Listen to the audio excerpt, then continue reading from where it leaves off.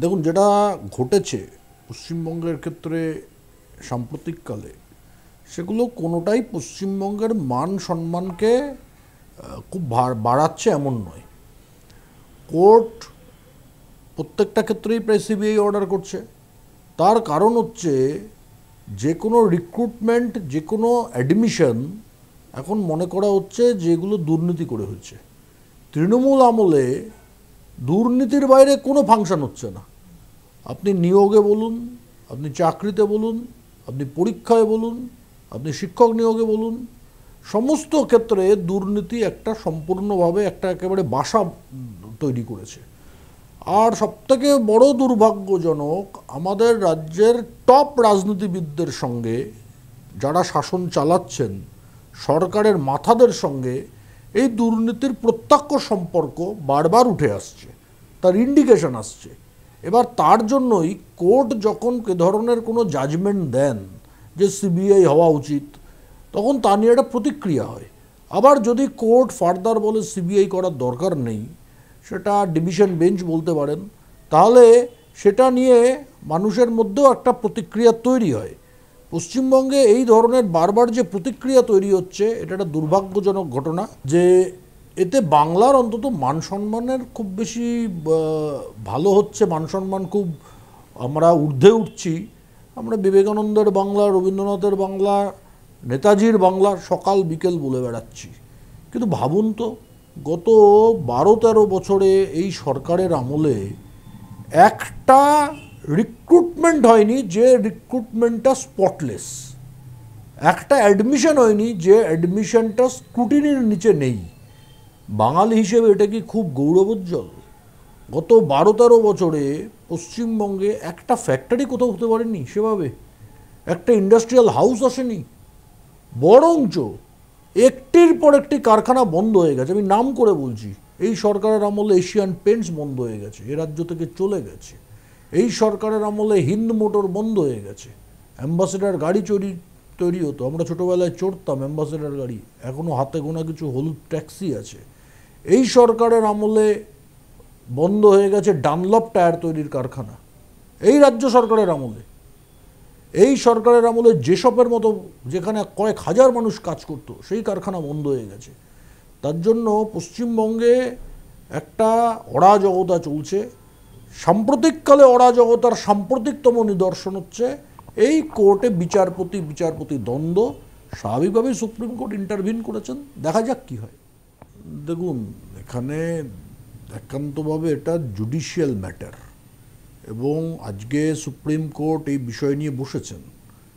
তাদের একটা internal system আছে, বিচারপতির সংঘাতে কি করা দরকার। কিন্তু আমার কাছে দুটো জিনিস খুব আশ্চর্য লেগেছে।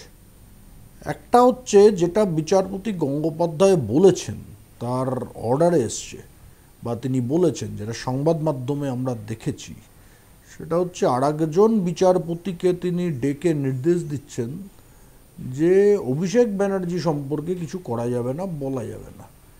এইটা খুব মারাত্মক বিষয়। এই ধরনের যদি সত্যি কোনো বিচারপতি আরেকজন বিচারপতিকে এইরকম টার্ম ডিকটেট করেন, তাহলে পশ্চিমবঙ্গের ভারতবর্ষের জুডিশিয়াল সিস্টেম কিন্তু প্রশ্নের মুখে এসে গেল। কারণ আমরা জানি ভারতবর্ষের জুডিশিয়াল সিস্টেম হচ্ছে, তার মধ্যে কোনো পার্শিয়ালিটি নেই, সে নিরপেক্ষ। আপনার কোনো জাজের রায় পছন্দ নাও হতে পারে, তার জন্য আপনি তার ঊর্ধ্বতন জাজ আছেন, ডিভিশন বেঞ্চ আছে, তারপরে সুপ্রিম কোর্ট আছে, সুপ্রিম কোর্টের বেঞ্চ আছে, আপনি অনেক জায়গায় যেতে পারেন। কিন্তু একেবারে জাজ আরেকজন বিচারপতিকে ডেকে বলছেন যে এই ব্যক্তির বিরুদ্ধে বলা যাবে না, আপনাকে এইটা করতে হবে, সেইটা করতে হবে, এবং অভিযোগ করছেন কি আরেকজন বিচারপতি, তৃতীয় একজন বিচারপতি। এটা সব থেকে বিপজ্জনক।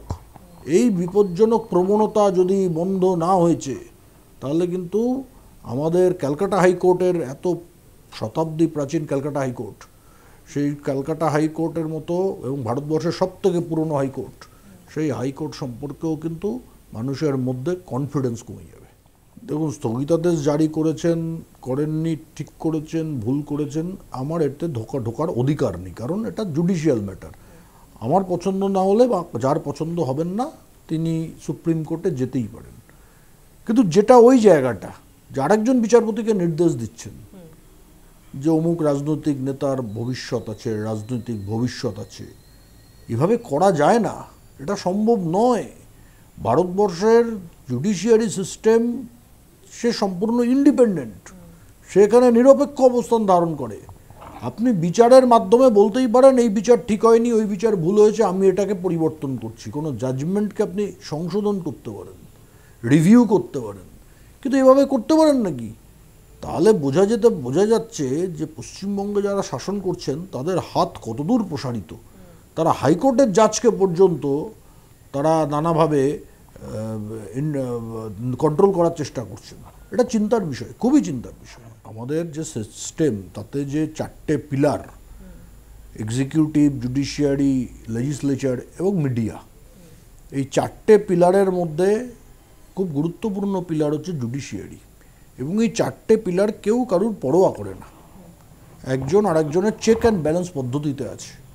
এবার জুডিশিয়ারিকে যদি পলিটিশিয়ানরা কন্ট্রোল করতে শুরু করে দেয় যে অমুক নেতা খুব ভবিষ্যৎ আছে, তার বিরুদ্ধে বলা যাবে না, তমুক নেতা তার বিষয়ে কোনো শুনানি হলে লাইভ স্ট্রিমিং বন্ধ করতে হবে, বিচারপতি নির্দেশ দিচ্ছেন, সেই বিচারপতি তো ইমপিচমেন্ট হওয়া উচিত যদি এটা সত্যি হয়।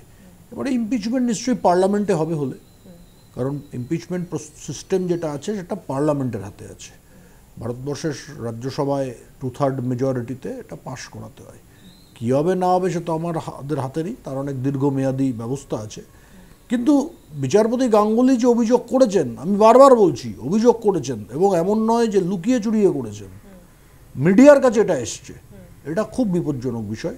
নিশ্চয়ই কোর্ট এটাকে দেখবেন এবং এটা ভাবা উচিত, নতো কিন্তু ভারতবর্ষের এই যে চেক অ্যান্ড ব্যালেন্সের সিস্টেম আছে এই সিস্টেমটাই ধ্বংস হয়ে যাবে। এগুলো নিয়ে আমাদের বলা উচিত না, কারণ এটা পুরোপুরিভাবে জুডিশিয়াল সিস্টেমের মধ্যে আছে। তিনি কেন করেছেন, কিসের ভিত্তিতে করেছেন, এটা আইন আদালতে যারা যাচ্ছেন, যারা লয়ার, তারা বলতে পারবেন। আমি দুটো কথা শুধু বলতে চাই। প্রথম কথা হচ্ছে, যারা এই সৌমেন সেনের জাজমেন্টে সন্তুষ্ট নন বা এফেক্টেড, তারা সুপ্রিম কোর্টে যেতে পারেন, আর যাওয়ার দরকার নেই। সুপ্রিম কোর্ট ইতিমধ্যে স্বতঃপ্রণোদিতভাবে মামলাটা গ্রহণ করেছে। আর দ্বিতীয় যে কথা বলবো, আজকে যেটা সলিসিটর জেনারেল সুপ্রিম কোর্টকে বলেছেন, সেটা হচ্ছে রাজ্য সরকার কোনো অভিজিৎ গাঙ্গুলি থেকে কোনো ডকুমেন্ট বা ওই কোর্ট থেকে ডকুমেন্ট প্রডিউস না করে সৌমেন সেনের এজলাসে কী করে এত সহজে চলে গেল একে স্টে অর্ডার নেওয়ার জন্য, এবং সেটা পেয়েও গেল। এটা সলিসিটর জেনারেল যখন বলছেন, তখন সুপ্রিম কোর্টের বিচারপতি বলেছেন কোনো আর্জেন্ট বেসিসে করাই যেতে পারে, মৌখিক রায়ের ভিত্তিতে।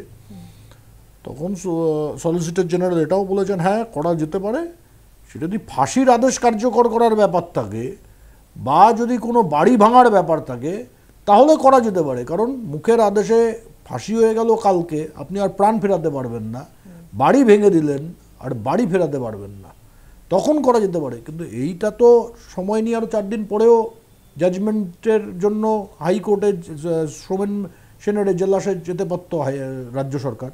একদম যুদ্ধকালীন তৎপরতায় অভিজিৎ গাঙ্গুলি মুখে যা বলেছেন সেটা শুনেই সাথে সাথে ওখানে দৌড়ে যাওয়া, মুখে বলা, এই পদ্ধতিগত ত্রুটি আছে।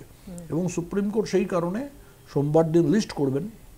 আমার মনে হয় আমরা যারা পাবলিক লাইফে আছি বা নেই, প্রকাশ্যে অন্তত কোর্টের কোনো জাজমেন্টের তার অথেন্টিকেশন, তার ক্রিটিসিজম করাটা উচিত না। আমাদের বক্তব্য থাকতে পারে, আমরা তাহলে ওপরে বলবো, সুপ্রিম কোর্টে বলতে পারি। কারণ এতে কি হচ্ছে, এতে আমরা কিন্তু নিজেরাই বিচার ব্যবস্থার প্রতি মানুষের আস্থাটাকে কমিয়ে অনাস্থাকে বাড়িয়ে দিচ্ছি।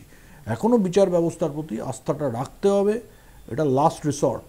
সেখানে আমরা যদি পৌঁছে আমাদের অভিযোগ জানাতে না পারি, বা যদি সে বিশ্বাস না থাকে, সেই কনফিডেন্স না থাকে, তাহলে কিন্তু ভারতবর্ষের দিন খুব খারাপ আছে আগামী দিনে, এটা আমার মনে হয়। এগুলো দেখুন বলতে পারেন, কিন্তু আমার তো মনে হয় না। এবার কেউ যদি যুক্ত থাকে কোনো দুর্নীতিতে বা তার নাম যদি আসে, কারণ এখন বিষয়টা কি, দেখুন সমস্ত দুর্নীতির সঙ্গে তৃণমূল যুক্ত। আর তৃণমূল মানে তৃণমূলের একজন কাউন্সিলর, 2 জন এমএলএ, 3 জন এমপি, এমন নয়। তৃণমূলের সর্বোচ্চ নেতৃত্ব যুক্ত। আর সর্বোচ্চ নেতৃত্ব মানে রাজ্যের মুখ্যমন্ত্রী এবং ভাইপো বা অভিষেক বন্দ্যোপাধ্যায়, এরা দুজনের নাম বারবার আসছে। তা যখন আসছে কোর্টে তখন বিষয়টা আসবে। কোর্টে যদি আপনার যদি দুর্নীতিতে অভিযোগে আরও তো অনেকের নেতা আছেন, তাদের নাম তো আসছে না, সুব্রত বক্সির নাম তো আসছে না, শোভনদেব চট্টোপাধ্যায়ের নাম তো আসছে না, কেন বারবার এনার নাম আসছে? এগুলো তদন্ত হওয়া উচিত। অভিজিৎ গঙ্গোপাধ্যায়ের হঠাৎ রাত্রিবেলা স্বপ্ন আসলো আর সকালে উনি অভিষেক ব্যানার্জির নাম বললেন, এমন তো নয়। অভিজিৎ গঙ্গোপাধ্যায়ের কাছে তথ্য প্রমাণ নিশ্চয়ই কেউ প্লেস করেছেন, তার ভিত্তিতে রেফারেন্সে এসছেন। কাজেই যখনই এই বিষয়গুলো আসবে আমার মনে হয়, আপনি একটা কথা সিম্পল আমাকে বলুন, এই যে এত বড় বড় লয়াররা দাঁড়াচ্ছেন অভিষেক ব্যানার্জির হয়ে, আজকে দাঁড়িয়েছেন অভিষেক মনু সিংভি, এক এক দিনে তার কোর্ট ফি হচ্ছে 5 লাখ টাকা। আবার সোমবার দিন দাঁড়াবেন, মাসে একজন ব্যক্তি 50 থেকে 60 লক্ষ টাকা কোর্ট ফি দিচ্ছেন। আশা করি রাজ্য সরকার দিচ্ছে না, কারণ তো অভিষেক ব্যানার্জি তো সরকারের কেউ না, তিনি একজন সাংসদ শুধু, তার বেশি কিছু নন। এই 50 থেকে 60 লক্ষ টাকা অভিষেক ব্যানার্জি কি করে বেয়ার করছেন? তার এত টাকা আসলো কোথা থেকে? স্বাভাবিক প্রশ্ন, এত টাকা আসলো কোথা থেকে? আপনার হলে আপনি 5 লাখ টাকা মাসে দিতে পারবেন কোনো লয়ারকে? এ তো প্রত্যেক 2 দিন 3 দিন, আমি জানি বলে বলছি, অভিষেক মনু সিংভি, কপিল সিবাল, যত বড় বড় সুপ্রিম কোর্টের লয়ার আছে তারা কেউ হিয়ারিংয়ে 5 লক্ষ টাকা, আপনি যদি তার সঙ্গে ফোনে কনসালটেশন করেন সেখানে আপনাকে 1 লাখ 1.5 লাখ টাকা দিতে হয়। এই টাকা আসছে কোথা থেকে? এটাই তো তদন্ত হওয়ার জায়গা। আপনার আমার হলে আমরা আনতে পারবো না। তার জন্য পুরো বিষয়, যখন ইংরেজিতে একটা প্রবাদ আছে, when there is a smoke there must be fire, কিছু আছে ঘটনা, তদন্ত হলে বোঝা যাবে। প্রথম প্রশ্ন হচ্ছে 200 কিলোমিটার স্পিডে আমাদের এখানে কোন রাস্তা দিয়ে কোন গাড়ি চলে আমি জানি না। ওই বিএমডব্লিউর যে গাড়ি আছে সেগুলো বোধহয় একমাত্র 200 কিলোমিটার স্পিডে এই রাস্তা দিয়ে যেতে পারে, আর কোনো গাড়ি আদৌ যেতে পারে বলে আমি রেগুলার গাড়িতে সফর করি। দ্বিতীয় হচ্ছে, এটা চিরকালই ওনার একটা বৈশিষ্ট্য, যখন উনি কোনো সমস্যায় পড়েন উনি সবসময় বলেন আমাকে মেরে ফেলতে চাইছে, আমাকে দুর্ঘটনাগ্রস্ত করতে চাইছে, আমাকে হাসপাতালে পাঠাতে চাইছে, ভিয়েতনাম থেকে লোক এসছে, মাদাগাস্কার থেকে লোক এসছে, এরকম সব বলেছেন বিভিন্ন সময়, যে ভিয়েতনাম, মাদাগাস্কার এসব জায়গার লোকজন এসে আমাকে ষড়যন্ত্র করছে, আমার গাড়িকে ফলো করছে, এগুলো বিভিন্ন সময় বলে থাকেন। উনি সুস্থ থাকুন, উনি ভালো থাকুন, কিন্তু ওনার এই কথাকে আমার অন্তত মনে হয় না কোনো গুরুত্ব দেওয়ার দরকার আছে। আমি তো জানি না, আমি তো স্যাফোলজিস্ট নই, বিহারে আমি অনেকদিন যাইও নি, বিহারের এরকম মানুষজনের সাথে কথা হয়েছে এমনও নয়, তো নির্বাচন হলে বোঝা যাবে। কিন্তু রাজনীতিতে এই সকালে এক দল, বিকেলে আর এক দল, রাত্রিবেলা এক জোট, ভোরবেলা আর এক জোট, এগুলো করলে কী হয়, নেতাদের ক্রেডিবিলিটি নষ্ট হয়। নীতিশ অরিজিনালি বিজেপির সঙ্গেই ছিল। আপনি যদি রাজনীতির ইতিহাস দেখেন, লালু প্রসাদের দল ভেঙে, রাষ্ট্রীয় জনতা দল ভেঙে যে দলটা তৈরি হয়েছিল সেটা হচ্ছে সমতা পার্টি। সেই পার্টির নেতৃত্ব ছিলেন জর্জ ফার্নান্ডেজ আর সে নীতিশ কুমার। প্রথম দিন থেকেই তারা বিজেপির অ্যালায়েন্স ছিল। বিজেপি তার স্বাভাবিক জায়গা, তার স্বাভাবিক বন্ধু বলুন, মিত্র বলুন, অ্যালায়েন্স পার্টনার বলুন। কিন্তু দুর্ভাগ্যজনকভাবে আমরা দেখলাম 2-3 বার তিনি বিজেপিকে ছেড়ে লালু প্রসাদের সঙ্গে জোট করলেন।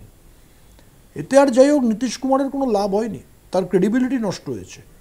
বারবার ক্রেডিবিলিটি নষ্ট হতে হতে একটা সময় কী হয়, তার গুডউইলটা জিরোতে এসে যায়। আর গুডউইল যদি জিরোতে এসে যায় তাহলে সে রাজনীতিবিদের খুব একটা ভবিষ্যৎ থাকে বলে আমার মনে হয় না। দেখুন, শাহজাহান একটা ক্রিমিনাল। আমি তো বসিরহাট লোকসভার প্রার্থী ছিলাম। শাহজাহানকে আমার থেকে বেশি বিজেপি পার্টির কেউ চেনে না। আমার দলের 3 জন কার্যকর্তাকে শাহজাহান প্রকাশ্যে খুন করেছিল ভোটের পরে, তাদের দেহ চড়ে পুঁতে দিয়েছি শাহজাহান। সিবিআই তদন্তের দাবিতে মামলা হয়েছিল, সেই মামলার ওয়ান অফ দি অ্যাপ্লিক্যান্টও আমি ছিলাম। কিন্তু সিআইডি গিয়ে বললো আমরা তদন্ত করছি, কেসটা সিআইডিকে দেওয়া হলো, সিআইডি চার্জশিট দিল, চার্জশিটে শাহজাহানের নাম থাকলো না, সেটার বিরুদ্ধেও একটা মামলা হয়েছে কোর্টে। কিন্তু ফিরহাদ হাকিম এখন বলছে কেন সেটাও বুঝতে হবে, কারণ সম্ভবত হাইকোর্ট পুরো মামলাটাকে সিবিআইকে ট্রান্সফার করবে। কারণ বারবার প্রমাণ হচ্ছে রাজ্য প্রশাসন প্রোটেক্ট করছে শাহজাহানকে। এবার কেন প্রোটেক্ট করছে? কারণ ওই এলাকার শুধু স্মাগলিংয়ের টাকা নয়, ওই এলাকার যত রকমের কাজ, অর্থাৎ মাছের যে ব্যবসা, ওই এলাকার যে জমি যে চিংড়ি মাছের চাষের জন্য যে লিজ দেয়, আপনার জমি আছে, আপনি লিজ দিতে বাধ্য শাহজাহানকে বা শাহজাহানের ঠিক করে দেওয়া ব্যক্তিকে। আপনি আপনার ইচ্ছা মতো চাষও করতে পারবেন না, লিজও দিতে পারবেন না, এবং দামটাও শাহজাহান ঠিক করে দেবে। এই যে পুরো অর্থনৈতিক ব্যবস্থাটা ওইখানে শাহজাহান কন্ট্রোল করে। ওর প্রাইভেট আর্মি আছে 1000 লোকের মিনিমাম। তাদের কাছে AK-47 থেকে শুরু করে অ্যাসল্ট রাইফেল পর্যন্ত আছে। এবার এটা তো ক্লিয়ার হচ্ছে, এবং এটা রাজ্য সরকারের, রাজ্য পুলিশের মদতে হচ্ছে। আজকের দিনেও শাহজাহানকে লুকিয়ে রেখেছে রাজ্যের পুলিশ, এবং ওই তল্লাটেই আছে। কোনো বাংলাদেশে পালিয়ে যায়নি, অন্য রাজ্যে চিকিৎসা করতে যায়নি, এগুলো সব ইচ্ছে করে বলানো হচ্ছে ডাইভার্ট করার জন্য। ও ওই জায়গাটাতেই আছে, সন্দেশখালী বা ধামাখালি, সরবেরিয়া, নেজাট, ওই চত্বরেই শাহজাহান লুকিয়ে আছে, রাজ্য পুলিশের প্রোটেকশনে লুকিয়ে আছে। আমি এটা দায়িত্ব নিয়ে বলছি, কারণ আমি জায়গাগুলোকে হাতের আঙ্গুলের মতো চিনি। কোর্টও বুঝতে পারছে, কোর্ট কালকে পুরো তদন্তটা সিবিআইকে দেবে, শাহজাহানকে খুঁজে বার করে আনবে সিবিআই। সেটাকে আটকানোর জন্য এখন ফিরহাদ হাকিম এসব বলে বেড়ায়, বলছে জিনিসটাকে গুলিয়ে দেওয়ার জন্য।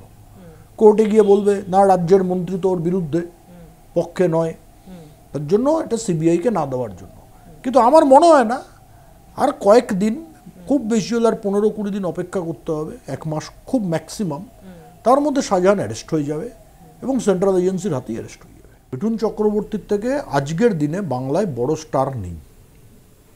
টলিউড, বলিউড, হলিউড সব মিলিয়েই বলছি, বাঙালিদের মধ্যে মিঠুন চক্রবর্তীর থেকে বড় স্টার আজকের দিনে জীবিত কেউ নেই। বাংলা কলকাতায় কয়েকদিন আগে আপনি চলচ্চিত্র উৎসব করলেন, মিঠুন চক্রবর্তীকে ডাকলেন না কেন? বিজেপি করে বলে? যদি ওনার যুক্তি এটা হয় যে বিজেপি করার জন্য পুরস্কার পাচ্ছেন, তাহলে তো কাউন্টার আমার যুক্তি হচ্ছে, শুধু বিজেপি করার জন্য আপনি সলমন খানকে ডেকে নিয়ে আসলেন, আরও কাকে কাকে ডেকে নিয়ে আসলেন। বিজেপি করার জন্য মিঠুন চক্রবর্তীকে আপনি এখানে ডাকলেন না চলচ্চিত্র উৎসবে, তাহলে তো ওনার যুক্তিতেই বোঝা যাচ্ছে ঘটনাটা কি, শুধু বিজেপি করার জন্য। ভারতীয় জনতা পার্টি এই ধরনের রাজনীতির চিন্তা করে না। আপনি ভুলে গেলে চলবে না, সৌমিত্র চট্টোপাধ্যায় বামপন্থী ছিলেন চিরকাল, ভারত সরকারের কোনো পুরস্কার কোনোদিনও পাননি। জীবনের শেষ প্রান্তে পৌঁছে অটল বিহারী বাজপেয়ী সরকার ওনাকে দাদা সাহেব ফালকে পুরস্কার দিয়েছিল। উনি কোনোদিনও বিজেপির সমর্থক ছিলেন না। বিজেপি কোনোদিন এগুলো ভাবে নাকি কে বিজেপি করে, কে এই যে যারা বাকি পদ্ম সম্মান পেয়েছেন, এই যে বড় লোকের বেটিলো গানটা যিনি গেয়েছেন রতন কাহার, ভারতীয় জনতা পার্টি কোনোদিনও করেছেন? বিজেপির কারোর সঙ্গে ওনার পরিচয়ই নেই। আমি বলছি, কোনোদিনও বিজেপির কোনো মিটিংয়ে, মিছিলে কোথাও রতন কাহারকে আপনারা দেখবেন? কোনোদিনও দেখতে পাবেন না। কিন্তু ওনাকেও পদ্ম সম্মান দেওয়া হয়েছে। উষা উত্থুপ কবে বিজেপিতে মিছিলে দেখলেন? কবে বিজেপির মিটিংয়ে দেখলেন? কোনোদিনও দেখেননি। আমি হলপ করে বলছি, তাহলে কি করে পেলেন? আসলে তৃণমূল কংগ্রেস ওই আয়নাতে চিন্তা করে, এটা কখনো আমরা ভাবি না। বিজেপি করুন না করুন তার সম্মান। আমি তো বলছি মিঠুন চক্রবর্তীর পদ্মভূষণ নয়, পদ্মবিভূষণ পাওয়া উচিত, এবং আগামী দিনে পাবেন। এত বড় উনি নায়ক বা এত বড় অভিনেতা, পাবেন, অবশ্যই পাবেন আগামী দিনে। এভাবে চিন্তা করা উচিত না। আমি এই চিন্তাটাই বলবো, তৃণমূলের চিন্তা, চিন্তারও তৃণমূলীকরণ এটা।